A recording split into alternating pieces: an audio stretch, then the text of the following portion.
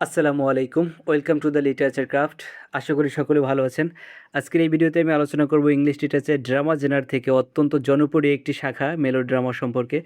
Melodrama এমন এক ধরনের নাট্যধারা যেখানে অতিরঞ্জিত আবেগ, উত্তেজনাপূর্ণ ঘটনা, নায়ক খলনায়কের দ্বন্দ্ব এবং নৈতিকতার স্পষ্ট বিভাজন দেখা যায়।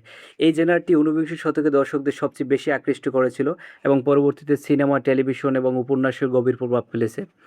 তো চলুন শুরু করি এই মেলোড্রামা সম্পর্কে বিস্তারিত জানবো। মেলোড্রামা কি, মেলোড্রামা কত ধরনের এবং এর স্ট্রাকচারগুলো কি কি সাধারণত, সবগুলো বিষয়ে আমরা বিস্তারিত আলোচনা করব। তো প্রথমে শুরু করি মেলোড্রামা কি। মেলোড্রামা হলো এমন একটি নাট্যধারা যেখানে আবেগকে অত্যন্ত জোরালোভাবে উপস্থাপন করা হয় এবং গল্পে সাসপেন্স, সাফারিং, রোমান্স, ডেঞ্জার ও মরালিটিকে গুরুত্ব দেওয়া হয়। এই মেলোড্রামা শব্দটি এসেছে মূলত গ্রিক শব্দ থেকে, গ্রিক শব্দ মেলোস থেকে, যার অর্থ হচ্ছে মিউজিক, এবং ড্রামা অর্থ হচ্ছে অ্যাকশন। আমরা জানি প্রথম দিকে মেলোড্রামাতে ডায়লগের সাথে ব্যাকগ্রাউন্ড মিউজিক ব্যবহার করা হতো, কারণ আবেগকে আরও তীব্র করার জন্য। ব্রিটানিকা তথ্যমতে আমরা পাই যে মেলোড্রামা সাধারণত এমন একটা কাহিনী থাকবে যেখানে একজন সৎ ও নির্দোষ ব্যক্তি থাকবে, যাকে আপনার হচ্ছে গিয়ে খলনায়কের অত্যাচারের শিকার হতে হয় এবং শেষ পর্যন্ত সত্য ন্যায়ের বিচার হয়। তো এরপরে আমরা যদি মেলোড্রামার ইতিহাস সম্পর্কে একটু জানি, যে এই মেলোড্রামার উৎপত্তি হয়েছিল 18th সেঞ্চুরিতে। 18th সেঞ্চুরির শেষ দিকে ফ্রান্সে হয়েছিল। ফ্রান্স রেভলিউশনের পরে মানুষের মধ্যে তীব্র আবেগ, সামাজিক অস্থিরতা এবং বিনোদনের নতুন চাহিদা তৈরি হয়। এই পরিস্থিতিতে মেলোড্রামাটা অত্যন্ত জনপ্রিয় হয়ে ওঠে এবং এর ফলে Gothic novel, German Romanticism, Sturm und Drang movement, romantic theatre, এগুলোর উপরে প্রভাব ফেলেছিল এই মেলোড্রামাটা। প্রথম দিকে মেলোড্রামাতে মিউজিক অত্যন্ত গুরুত্বপূর্ণ ছিল, পরে 19th সেঞ্চুরিতে মিউজিক কমে যায় এবং ইমোশনাল অ্যাক্টিং ও স্পেকটেকুলার স্টেজ ইফেক্ট বেশি গুরুত্বপূর্ণ হয়ে ওঠে। এবং ভিক্টোরিয়ান এরাতে মেলোড্রামা সবচেয়ে জনপ্রিয় থিয়েট্রিক্যাল ফর্ম হয়ে ওঠে, কারণ এই সময় স্টেজে train accident, flood, fire, earthquake ইত্যাদির জন্য ড্রামাটিক ইফেক্ট ব্যবহার করা হতো। এবং এর পরবর্তীতে melodrama cinema, radio drama, television serial এবং অপেরাতেও বিশাল প্রভাব ফেলে। তো এই মেলোড্রামার সূচনাটা করেছিল কে? এই মেলোড্রামার সূচনা করেন জান জ্যাকুয়েস রোসো, এবং তার বিখ্যাত একটা কাজ আছে পিগমেলিয়ন। এটাকে ইতিহাসে প্রথম পূর্ণাঙ্গ মেলোড্রামা হিসেবে ধরা হয়। এইটার ভিতরে আপনার স্পোকেন ডায়ালগের সাথে মিউজিক ব্যবহার করা হয়েছিল।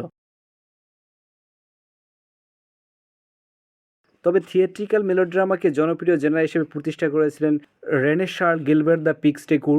উনি একটা নাটক লিখেছিল যেটার নাম হচ্ছে কোয়েলিনা উলোফা দু মিস্টার। এই নাটকটা মেলোড্রামাকে অত্যন্ত জনপ্রিয় করে তোলে। এই নাটকটা আন্তর্জাতিকভাবে জনপ্রিয়তা পায়, যার ফলে পিক্সডেকুরকে ফাদার অফ মেলোড্রামা বলা হয়।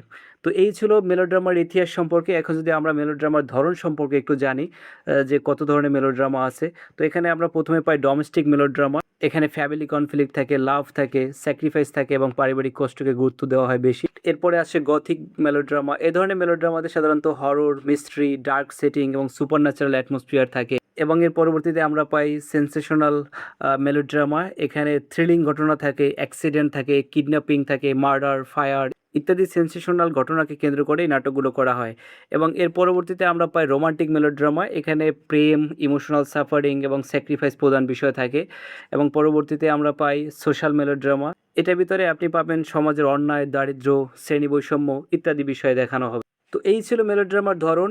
এরপরে আমরা যদি মেলোড্রামার ক্যারেক্টারিস্টিক সম্পর্কে যদি একটু আলোচনা করি, এটার ভিতরে আপনি ক্লিয়ার মোরালিটি পাবেন। নায়ক সম্পূর্ণ ভালো থাকবে এবং ভিলেন সম্পূর্ণ খারাপ থাকবে, এবং এক্সাজারেটেড ইমোশন থাকবে, অত্যাধিক কান্না থাকবে, কষ্ট থাকবে, প্রেম, ভয় বা রাগ দেখানো থাকবে। এবং এটার ভিতরে কিছু স্টক ক্যারেক্টার্স থাকবে, মানে স্থিরধর্মী কিছু চরিত্র থাকবে, hero, heroine, villain, comic servant ইত্যাদি। এবং এটার ভিতরে সাধারণত সেন্সেশনাল প্লট থাকে, মানে গল্পের সাসপেন্স, অ্যাক্সিডেন্ট, কিডন্যাপিং, মার্ডার ইত্যাদি বিষয় থাকে। এবং এটা আরেকটা বৈশিষ্ট্য হচ্ছে হ্যাপি এন্ডিং থাকবে। শেষে সাধারণত ভার্চুয়ার জয় হয়, মানে হচ্ছে যে ভালো যে জিনিসটা, সত্যের বিজয় হবে, এইটাই আর কি। এবং সবশেষে এটার আরেকটা বৈশিষ্ট্য হচ্ছে মিউজিক অ্যান্ড স্পেকটেকল। এটা মানে হচ্ছে মেলোড্রামাতে প্রচুর মিউজিক ব্যবহার করা হবে। তো এই ছিল মেলোড্রামার বৈশিষ্ট্য। এরপরে আমরা যদি মেলোড্রামার ভিতরে কী কী লিটারি ডিভাইস ব্যবহার করা হয়ে থাকে সেগুলো যদি একটু আলোচনা করি। এটার ভিতরে আপনি ফোর শ্যাডোয়িং থাকবে, মানে আগেই আপনার ডেঞ্জার বা ট্র্যাজেডির ইঙ্গিত দেওয়া হয়। এটার ভিতরে সলিলোকি থাকে, চরিত্র নিজের মনের কথা প্রকাশ করে। এবং এটার ভিতরে আয়রনি থাকে, মানে দর্শক যা জানে চরিত্র তা জানে না, এই টাইপের। এবং এটার ভিতরে হাইপারবোল থাকে, সিম্বলিজম থাকে, সাসপেন্স থাকে, প্যাথোস থাকে ইত্যাদি। তো এই বিষয়গুলি সাধারণত মেলোড্রামার ভিতরে লিটারি ডিভাইস হিসেবে ব্যবহার করা হয়। তো আমরা যদি এখন একটু জানতে চাই যে মেলোড্রামা লিটারেচারে আমাদের কী প্রভাব ফেলে, এটা আপনার হচ্ছে গিয়ে যে সাহিত্য নাটকে বিশাল প্রভাব ফেলেছে। কারণ পপুলার এন্টারটেইনমেন্ট তৈরি করেছে এটার ভিতরে। সাধারণ মানুষের কাছে বেশি জনপ্রিয় হয়ে ওঠে এবং এটাকে মডার্ন সিনেমাকে প্রভাবিত করেছে এবং এটার যে ইমোশনাল স্টোরি টেলিং এটা দর্শকদের ইমোশনাল এনগেজমেন্ট বাড়িয়েছে এবং স্টেজ টেকনোলজি উন্নত করেছে এবং রোমান্টিক ড্রামা পপুলার ফিকশনে প্রভাব ফেলেছে প্রচুর।